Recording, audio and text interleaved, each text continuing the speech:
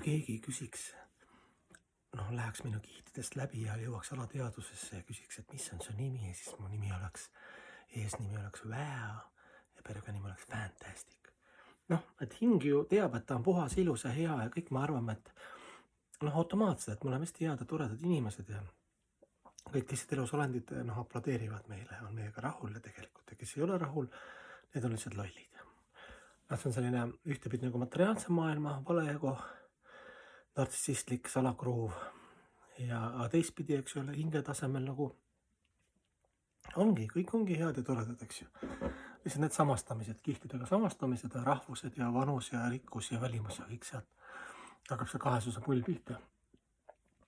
Ja täna oli ka nagu eksam, eks ju, et keegi ütles mulle läbi teise inimese ebameeldiva komplimendi, ütleme niimoodi. Ja siis, kui sul keegi ütleb, vaat ei ole, sinu hinge suunas tuleb siis keegi teine elusolend ütleb, et sa oled loru. Ja siis esimene reaktsioon on mõistuses, et mõtled selle inimese kohta, mõtled, et okei, ma võin loru olla, aga siis hakkad loetlema, et kuidas sina, see inimene teemast mööda paneb. Sa võid öelda,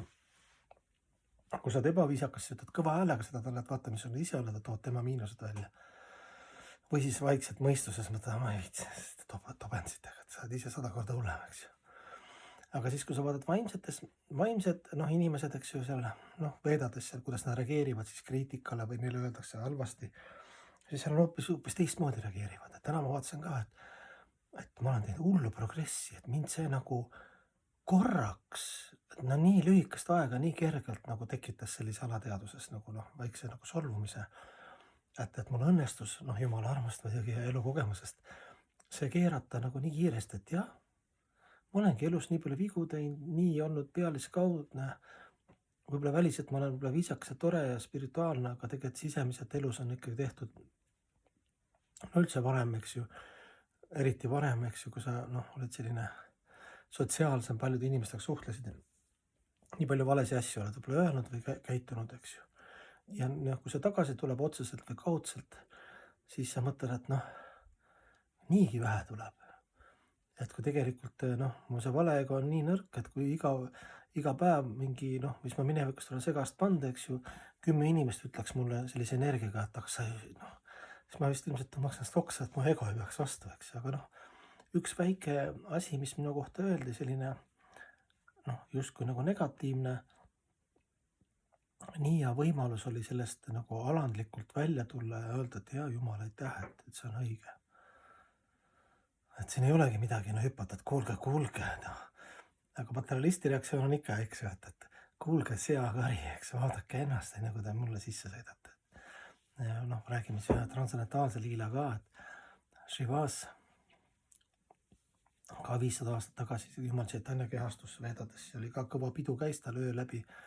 lauldi püha nime, eks ju, selline transcendentaalne ekstaas, Jumala kehastus ja tema lähikondlased kõik, eks ju.